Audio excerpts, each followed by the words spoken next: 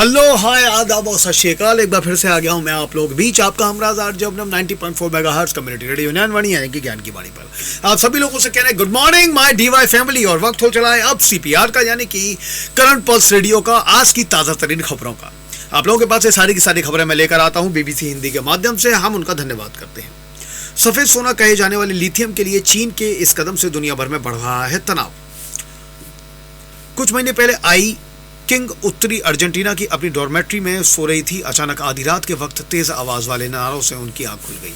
जब उन्होंने खिड़की खोलकर बाहर देखा तो सरकारी कर्मचारी परिसर को घेर रहे थे और दरवाजे को जलते हुए टायरों से घेर कर बंद कर रहे थे। किंग कहती हैं यह बहुत डरावना होता जा रहा था क्योंकि मैं आग की लपटों को उड़ते हुए देख सकती थी। स्थिति दंगे में बदल गई थी।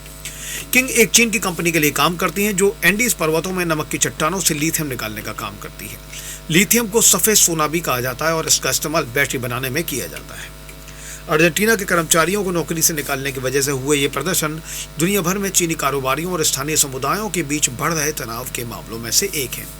ग्रीन इकोनॉमी यानी हरित अर्थव्यवस्था के लिए जरूरी खनिजों को प्रोसेस करने में चीन का दबदबा है। अब चीन ने इनका खनन भी खुद ही शुरू कर दिया है। 10 साल पहले की बात है कि जब चीन की एक कंपनी ने अर्जेंटीना, बोलीविया और चिली के लिथियम ट्रायंगल में चीन के लिए पहले खदान को खरीदा था। दुनिया में लिथियम का सर्वाधिक भंडार इसी इलाके में है। लिथियम का उत्पादन, खनन से जुड़े प्रकाशनों, कॉरपोरेट, सरकारी और मीडिया रिपोर्टों के मुताबिक इसके बाद स्थानीय खनन कारोबारों में चीन के कई निवेश हुए।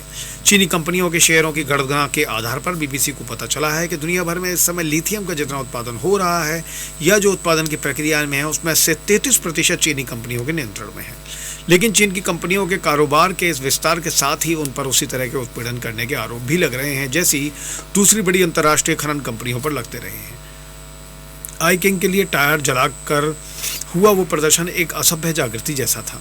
उन्होंने अर्जेंटीना में एक शांत जीवन की उम्मीद की थी, लेकिन स्थानीय स्पेनिश भाषा के ज्ञान की वजह से उन्हें बिचौलिए की भूमिका भी निभानी पड़ी।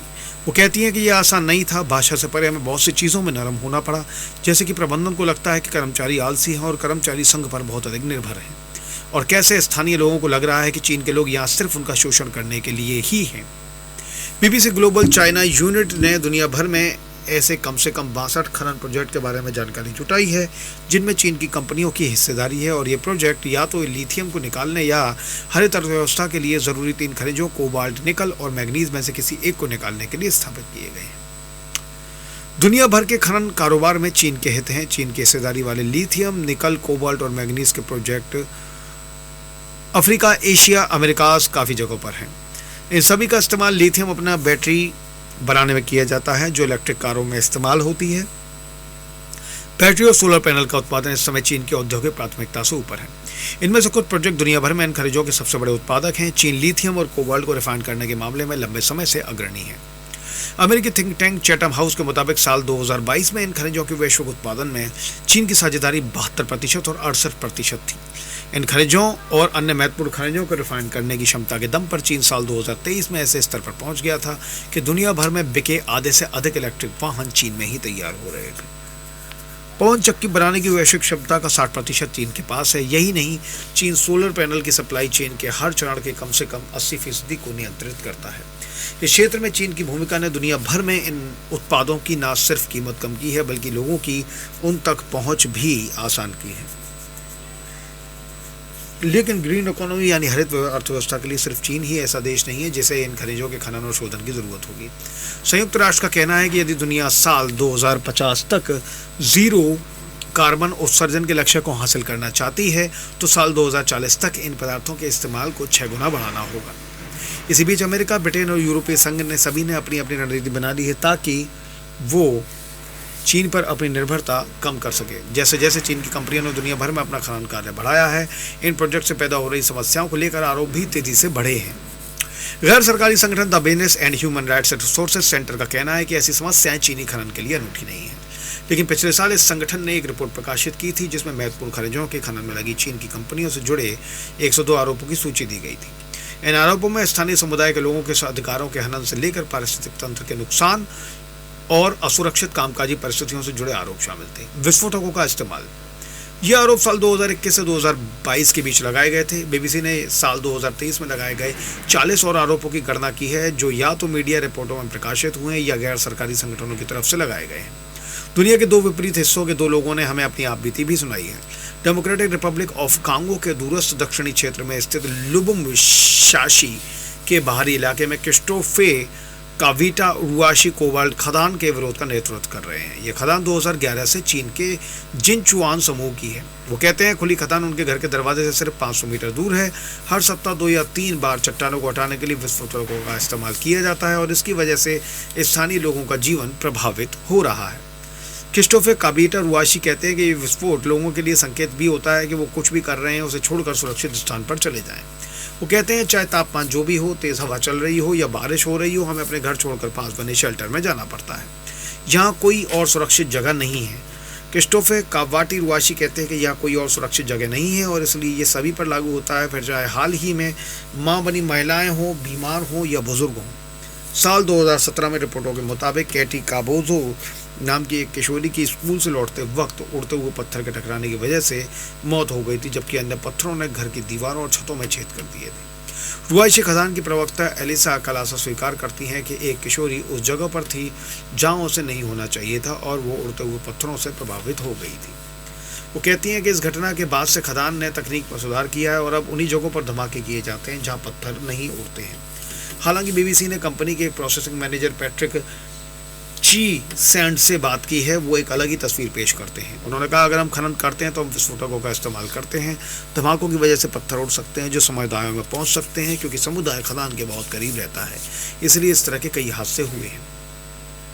प्रवक्ता कलासा ये दावा भी करती हैं कि साल 2006 से 2012 के बीच कंपनी ने 300 से अधिक परिवारों को यहाँ से कहीं और जाकर रहने के लिए मुआवजा भी दिया है। मुआवजा लेकर हट जाने का दबाव।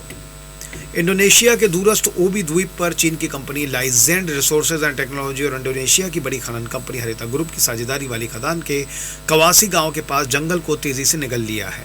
खनन पर नजर रखने वाले स्थानीय समूह जातम का कहना है कि गांव वालों पर सरकार से मुआवजा लेकर यहां से हट जाने का दबाव है। दर्जनों परिवारों ने अपना घर छोड़ने से इनकार कर दिया है। उनका कहना है कि वो मुआवजा उन्हें दिया जा रहा है वो बाजार कीमत से कम है। इसके नतीजे में कुछ लोगों का कहना है कि उन्हें एक राष्ट्रीय रणनीतिक रूप से महत्वपूर्ण प्रोजेक्ट में खलल डालने के लिए कानूनी कार्रवाई की भी धमकी दी गई है। जातव का कहना है कि खदान के लिए रास्ता बनाने के लिए पुराने विकसित जंगलों को काटा जा रहा है। उनका कहना है कि किस तरह नदियां और समुद्र को तलछट से भर दिया गया है, इसका यहाँ के प्राचीन समुद्री वातावरण पर जो असर हुआ है उसका दस्तावेजीकरण समूह ने किया है। कवासी गांव में रहने वाली एक शिक्षक नूर हयाती कहती हैं कि नदी का पानी अब पीने लायक नहीं है, ये इतना प्रदूषित हो चुका है और समुद्र जो आमतौर पर बिल्कुल नीला और साफ होता है बारिश के वक्त लाल हो जाता है।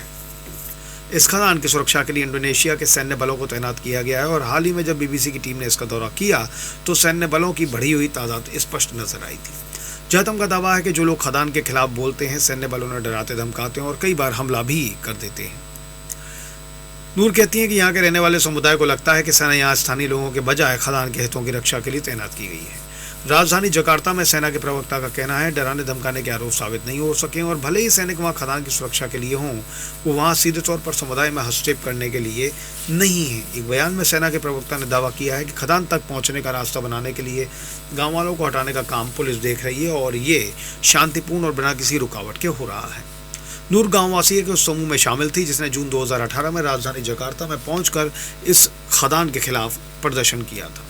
हालांकि एक स्थानीय सरकारी प्रतिनिधि सामसू अबुडकर ने बीबीसी को बताया कि पर्यावरण को नुकसान के लेकर जनता की तरफ से कोई भी शिकायत सरकार को नहीं मिली है। उन्होंने एक आधिकारिक रिपोर्ट भी साझा की जिसका निष्कर्ष है कि हरिता समूह पर्यावरण प्रबंधन और निगरानी दायित्वों का पालन कर रहा है। हरिता समूह ने स्वयं बीबीसी को बताया कि वह एथिकल बिजनेस प्रैक्टिस यानी नैतिक व्यवसाय व्यवहार और स्थानीय कानूनों का सख्ती से पालन करता है। समूह का यह भी कहना है कि वो किसी भी नकारात्मक प्रभाव को खत्म करने और कम करने के लिए लगातार काम कर रहा है। समूह का दावा है कि उसने बड़े पैमाने पर जंगल नहीं काटे हैं और वो पीने के पानी के स्थानीय स्रोतों की निगरानी करता है और स्वतंत्र जाँच से ये भी पता चला है कि पानी सरकार की गुणवत्ता के पैमाने पर खरा उतरता है। समूह का यह भी कहना है कि उसने ज़बरदस्ती किसी को नहीं हटाया है और ना ही कोई अनुचित लेन देन किया है और ना ही किसी को धमकाया है। एक साल पहले चीन के खनन कारोबार संस्था जिसे CCCMC के नाम से जाना जाता है ने शिकायतों के समाधान के लिए एक व्यवस्था शुरू की थी। इसका उद्देश्य चीन के मालिकाना हक वाले प्रोजेक्टों से जुड़ी शिकायतों का समाधान करना है। इस संस्था की प्रवक्ता लेलिया ली कहती हैं इन कंपनियों के पास स्थानीय समुदायों या नागरिक संगठनों से वार्तालाप करने के लिए सांस्कृतिक और भाषाई क्षमता की कमी है। हालांकि अभी ये व्यवस्था पूरी तरह से चालू नहीं है। इसी बीच विदेशी खनन में चीन की भागीदारी का बढ़ना निश्चित नजर आ रहा है। ब्रिटेन स्थित पर्यावरण थिंक टैंक एम्बर के एशिया कार्यक्रम निदेशक आदित्य लुल्ला कहते हैं कि अहम बाजार पर नियंत्रण करना सिर्फ भू राजनीतिक खेल ही नहीं बल्कि कारोबारी नजरिए से भी ये भी समझ में आता है। वो कहते हैं कि चीन की कंपनियां अधिग्रहण कर रही हैं क्योंकि इसमें वो सिर्फ फायदा देख रही हैं।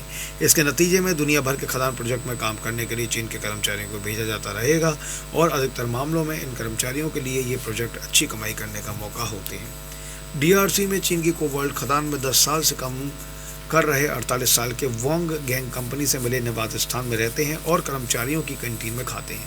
वो रोजाना 10 घंटे सप्ताह में 7 दिन काम करते हैं। हर महीने उन्हें 4 छुट्टियां मिलती हैं।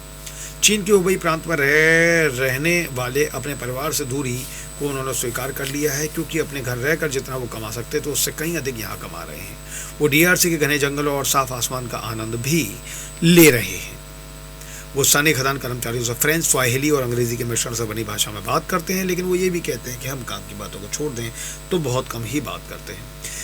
आप लोगों के साथ बना हुआ 90.4 मेगाहर्ट्ज कम्युनिटी रेडियो न्यानवाड़ी पर बने रहिए हम लोगों के साथ। धन्यवाद। Thank you so much.